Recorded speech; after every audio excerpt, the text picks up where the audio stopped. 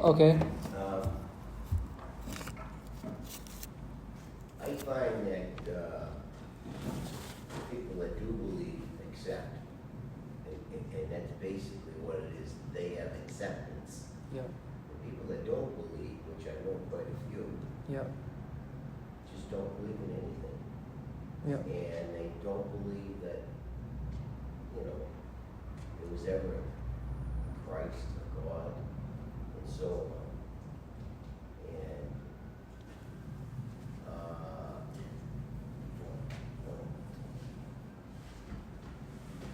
And I have a son that has a friend that doesn't believe in anything. And he tries to convert him all the time because he says, where's your God? Can I come see him and everything else? Now this friend, his father has taught him all these sentences to say. But I sit down and talk to my son and say, here's your answer right here. Yeah. And I said, if you don't want to believe in it, that's all my children, I said, I have 4 children. It's, they're so much smarter than when I grew up. Even though my parents brought me to church all the time, every Sunday. You weren't ready for church Sunday, forget it. But what I'm saying is that, the atheists, I come right back at them and I said, well, what do you believe in? We have nothing to believe in. Yeah. They're And they're constantly pushing the fact that there is no God. My discussions quite interesting because I study this. And so long as you do remain within the realm of religion, every time I do talk to them, I talk to them honestly. I say, your arguments, they're valid. You stay within the realm of religion, you're only going to get the answers of the religion, because that's what religion does. Religion offers you an answer to the question it is already asked. What I like to lead atheists through or evolutionists through is I like to get them thinking about creation. One of the arguments is if God created everything, who created God? I mean, it's an alright question, because when I hear it, then I have to go through the history of God. I have to go through the history of, okay, so the living God created everything. And in this life is operated by an intelligence. There's an intelligence in life that operates biology and that operates our individual existence. We have absolutely only thing we can do is cooperate with it. Over the years and over the time, human beings have given to that intelligence the title of God. So you have the living God that has created everything, and that has created everything for everything, and that has created everything to have everything created within everything. So the intelligence that the living God has put within this life for creation, specifically designed to create, its mind is for initiating the elements of creation to act the way that they're supposed to act. There's a regulating mind. And the way I like to step away from that and then return to it is that we all drive cars, and there are manufacturers that make cars. When you buy a car, are you buying the car from the maker of the car? The answer is no. Okay, so when the dealership or when whoever buys that car, when they buy that car and then it arrives on that lot, do the makers of Mercedes or Ford care about the car that's on the lot? The answer is no. Creators don't care about their creation. Not in the sense of any sort of machinism or any sort of evil intent. If you're a creator, you don't care. If my car breaks down, am I going to call Nissan? Am I going to call Japan or somebody, whoever makes these cars? I'm not calling them. I'm not calling the creators. It's the same illustration. The living God created for creation. The living God put mechanisms for creation to oversee creation. Over time, we have called the intelligence that the living God has put over creation God. So we have been falsely attributing something to something that the living God put up there. Meanwhile, the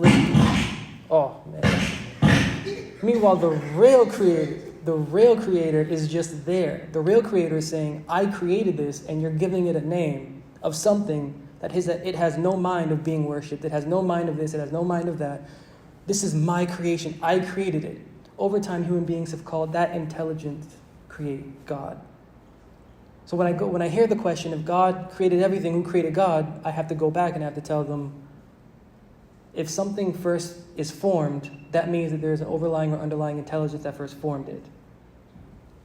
There is an existing intelligence that first formed it. So you can't look at the God of religion and say that if that God created this, who created that God? You have to step out of religion, because religion isn't going to let you see the overall scope. So you have to, stepping out of religion, you see that there is a living mind that initiated a living mind. So this second living mind we falsely have called God. And from the beginning of time, in the Bible, it says God created the heavens and the earth. In the original language, that means El, E-L, in the original Hebrew. Because Bible is mythology. The Christian religion is a mythological religion. The original Syrian minds that wrote the Bible were mythological.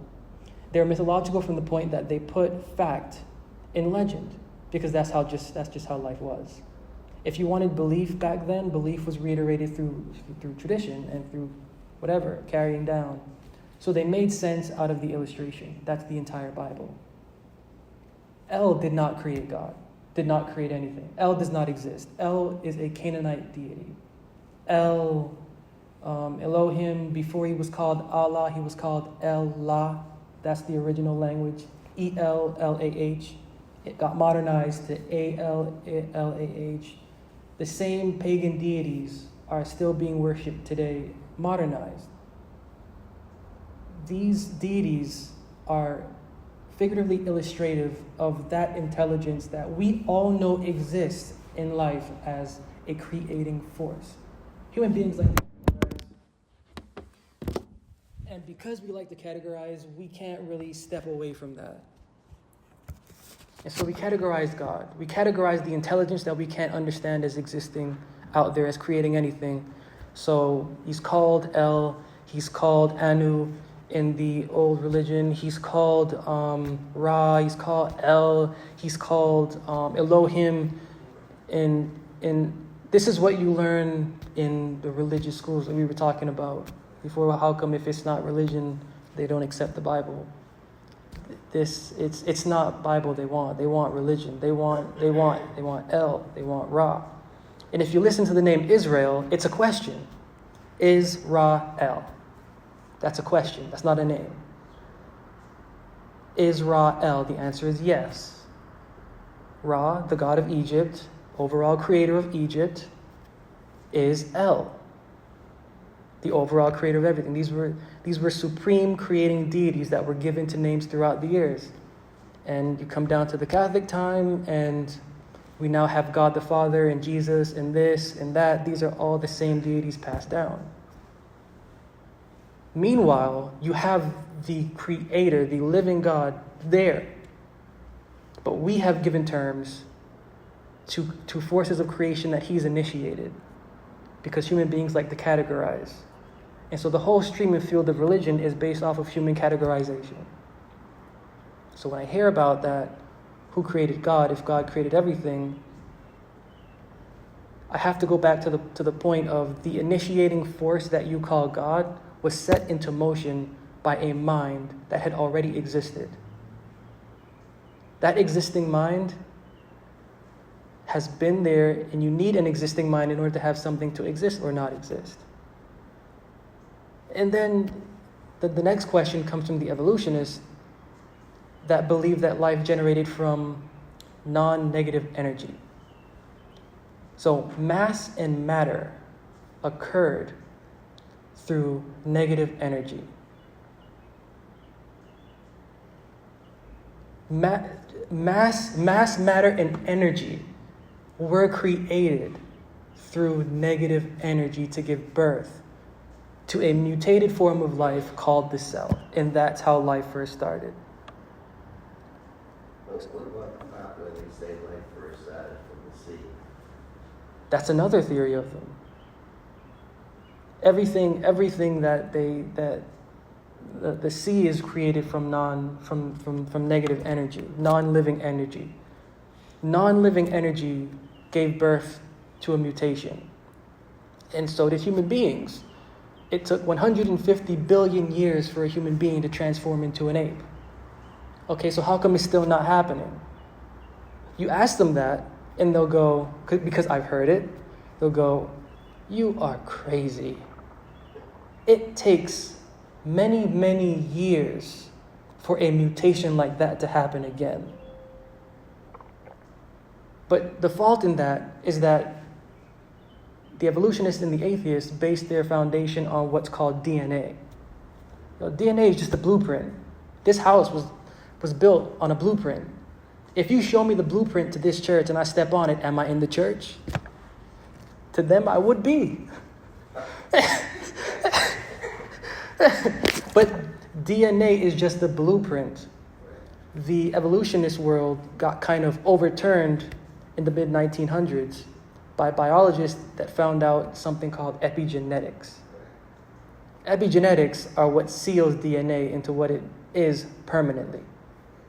So you have epigenetics, you have a force, a constant force that is a creator, that is initiating creation, and a constant force that is going absolutely nowhere.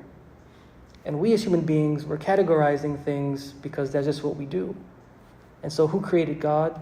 Well, the worshippers of the sun, moon, and the stars, because there is a force out there, and you can hear it within the Bible. You do this for me, I'll give you rain on your land. You do this for me, I'll give you fruit. And in the couple of ending of Paul's books, he says, may God reward them for the works and the disservice that they've done to us. There is a philosophical understanding of what God is based on the theories of what that intelligent force is that the living God put out there. That intelligent force, in another religion, it's called karma. So in another religion, other religions have the philosophies broken down into what you do will come back to you, or what you have to do will be seen, and then that's just the categorization that we call God. But in reality, it's not called God. The living God didn't give it a name. The living God just put it there to initiate something. The real thing is that we should be looking at the one that initiated it above us forming religions around a name given to a force put in for creation. It's a bit much, but... I don't want to be the one that talks all the time, but, my theory comes down to like Tiller. Yeah. Theory of Red Tiller. Okay. And his basics are all accepted. We gotta accept something. Yep. And, I have felt God within my soul. And I guess a lot of other people have, because there's a lot of songs about that. Yeah. And, it just, you don't know if, I pray for a lot of people that, got hurt, got sick, something happened to them. And sometimes, not all the time, it turns out fine. Yeah. So, it just, it goes back to people trying to find the ark because they want to put their hand on something. Yeah, physical. It's, you still haven't found God. And most times when you do find something like that, it's still not enough. That's right. So I don't know what they're looking for. Even the Ark of the Covenant, they're still looking for that too. And they don't know that it was made out of wood. It was acacia wood. And I'm pretty sure that was it. It might be a little off on the pronunciation. But it could never last this amount of time. Even though it was covered with gold and everything else, it's still, you know, I don't know what they're looking for. I really don't.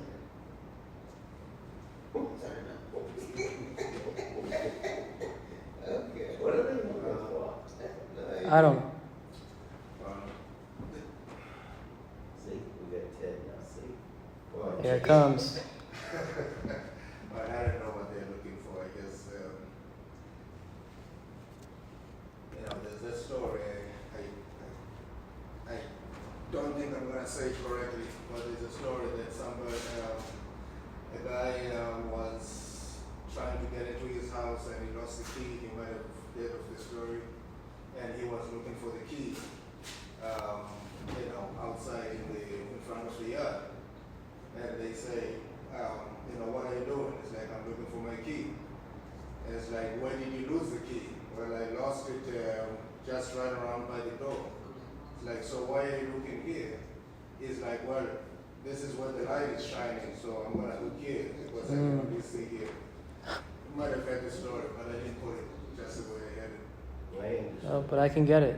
Yeah, so people are only looking, you know, where they think they should be looking for the answers, and no one wants to venture into the unknown. Exactly. You know, and That's what you have to he was do. saying, you know, there's the easy part and then there's the other part where you have to do the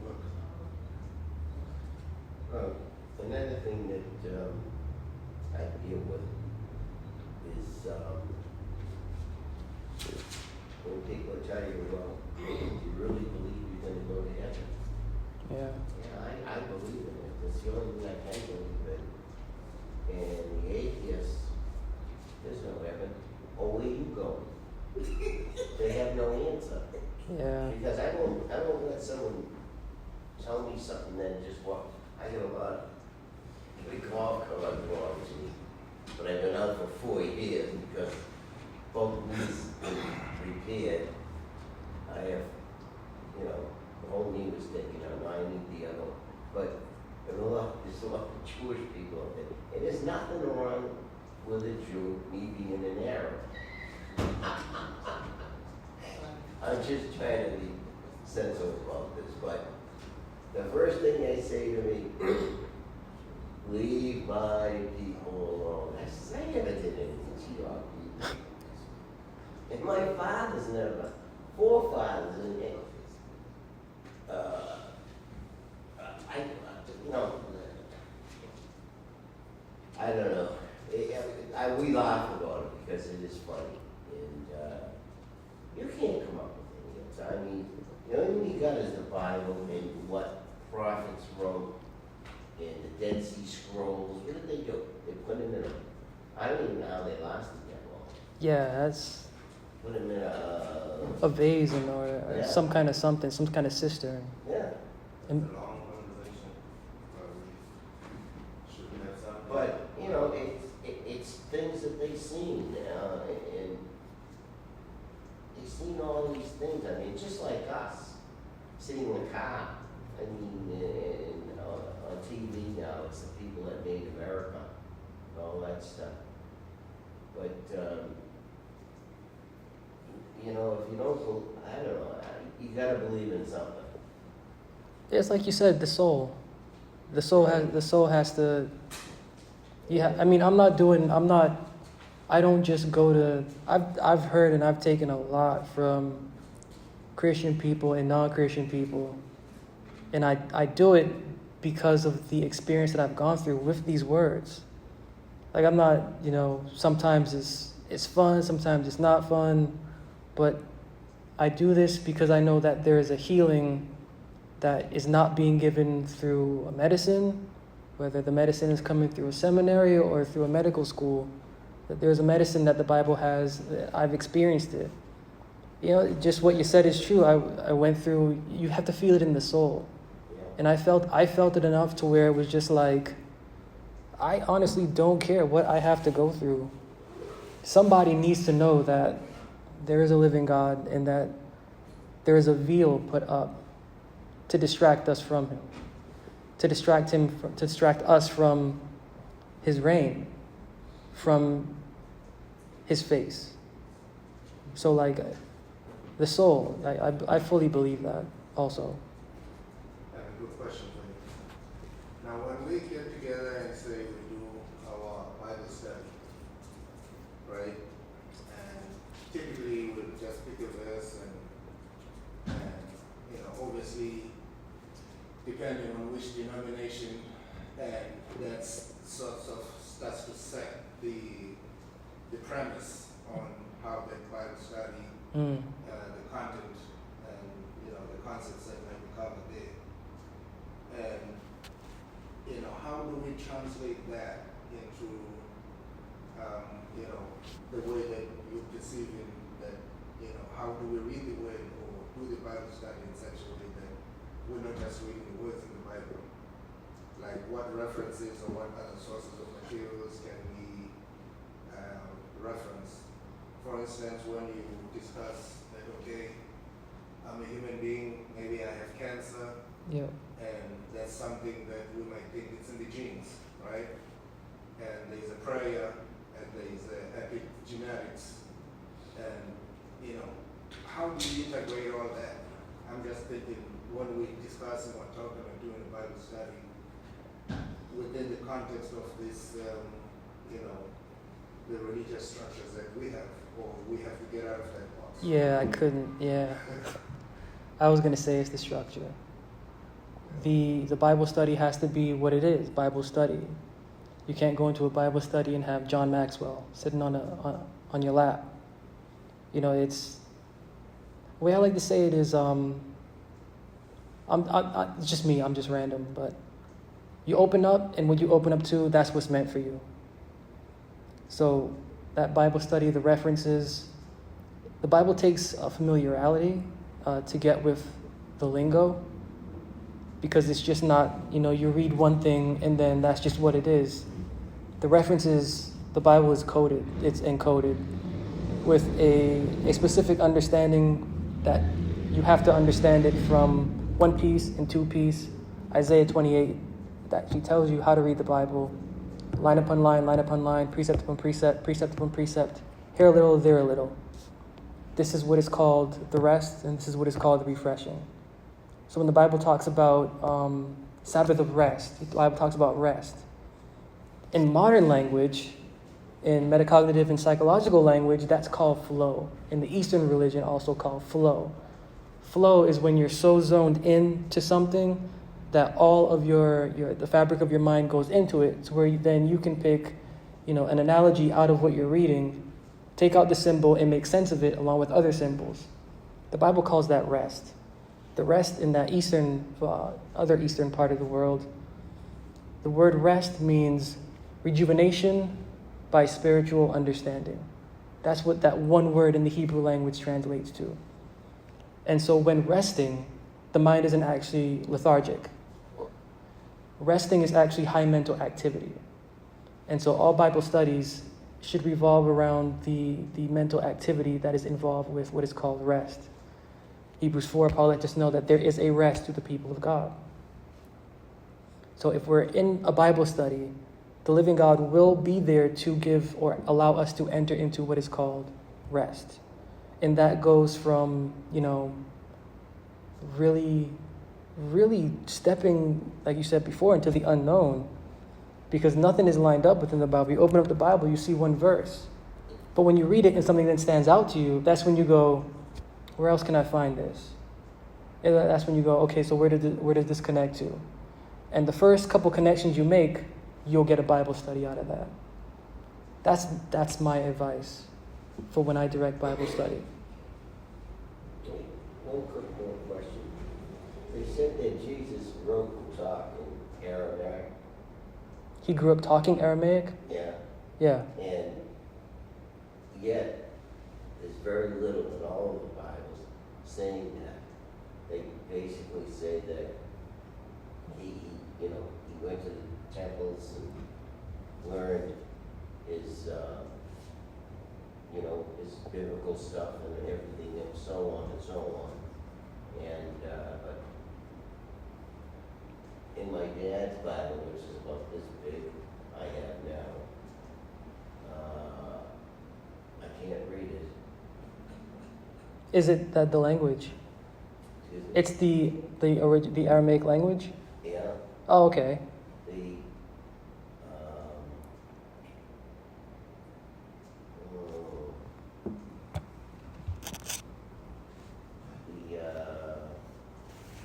organization, I can't think of their name, they're a Christian organization.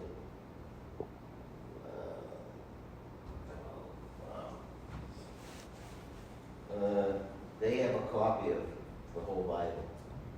When they found out, because the Bible's quite, it's been passed on. I don't know really how many times, but my father had, being a tailor, he rewrapped it. And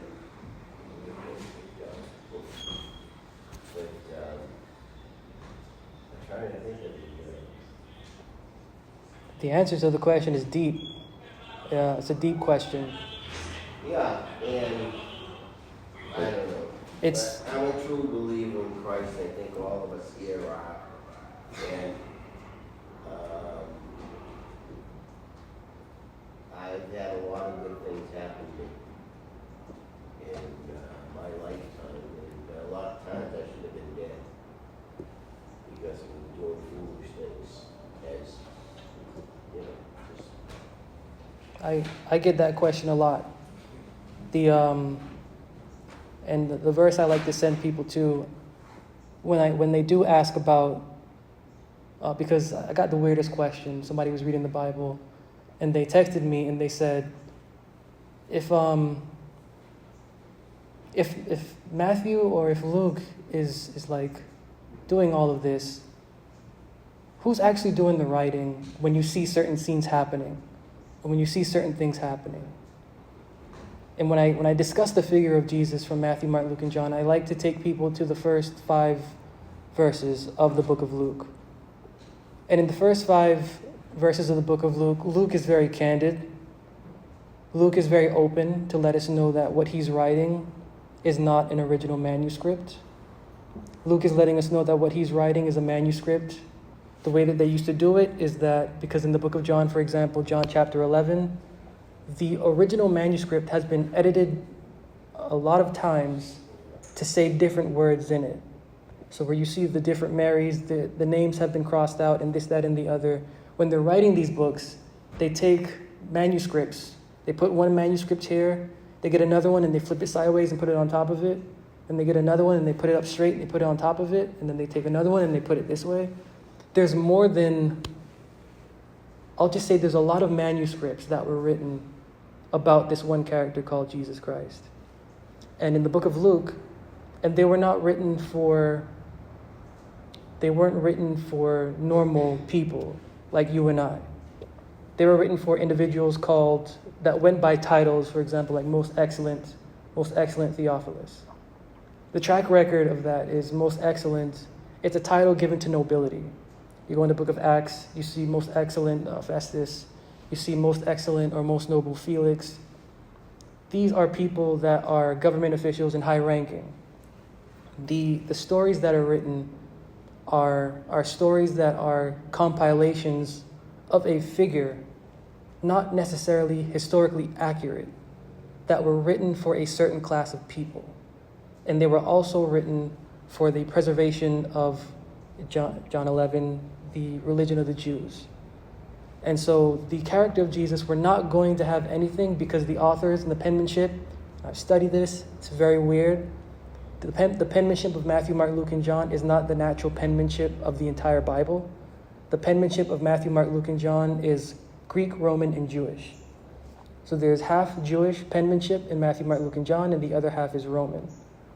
And the authors their religious philosophy is Greco-Roman and Jewish religious background.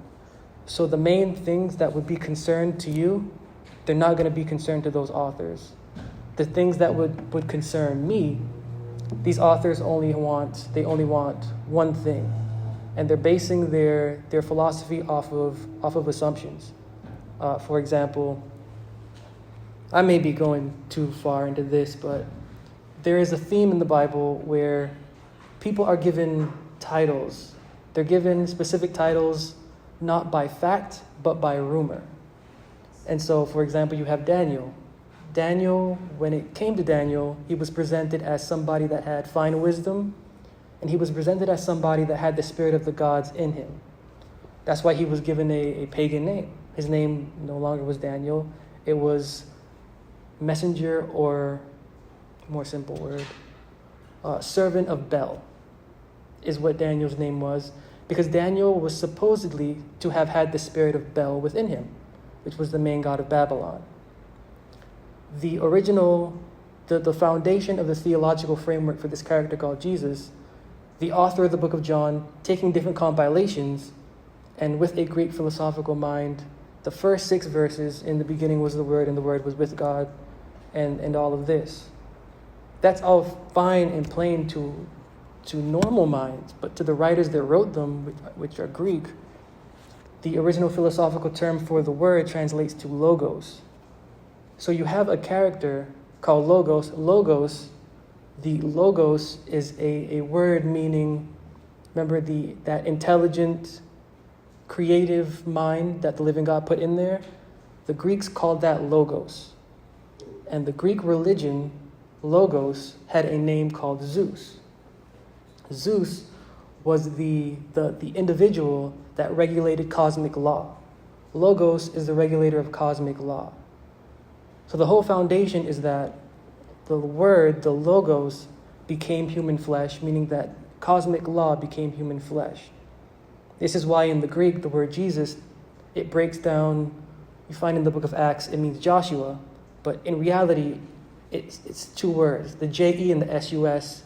It translates in Greek to praise Zeus, because the figure is a person that was a figurative representative of Zeus. He had the spirit of Zeus in him, just like Daniel was supposed to have the spirit of Bel in him. So this is where the divine figure of this person called Jesus comes from. So you have a real man like me, literally, real man like me, based on how he spoke, based on the teaching that he taught, based on the philosophy of resurrection and regeneration within the mind and within the heart of the devotional conversation, as opposed to you bending yourself through rituals and sacrifices. The way that he pronounced this, there was a rumor of a spirit dwelling within him, of the authors. The authors took up a rumor of a spirit within him, and they connected that spirit, just as Daniel was connected to the spirit of Bel. They connected the spirit of this man, this real man, with logos. So the foundation of the religion that was written about him, this mic, did it take you to the backyard? The spirit of logos was assumed to be inside of this person, because you have to go back into the time. If you go back into the time, and if you go back into the years, it's not like now. We're living in a Western civilization. Eastern religion, you were talking about the book you have, they would be calling you some kind of wise person. They would say some kind of God is in you, just because you have that book passed down to you. So you have very superstitious people, and the doctrines that they create and the figures that they create are very superstitious. It's no different than when Paul and Barnabas were doing their ministry.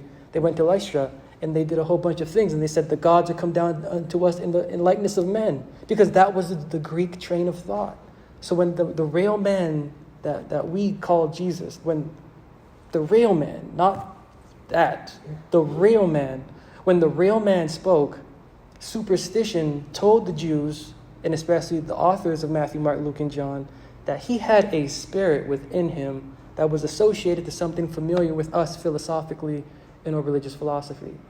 This individual he's doing things with his words, and he's doing things with our minds. He has the spirit of cosmic law within him. And that's the foundation of the character called Jesus, which is why we're not going to hear that much about any sort of historical fact about him because that's just not relevant, according to the authors.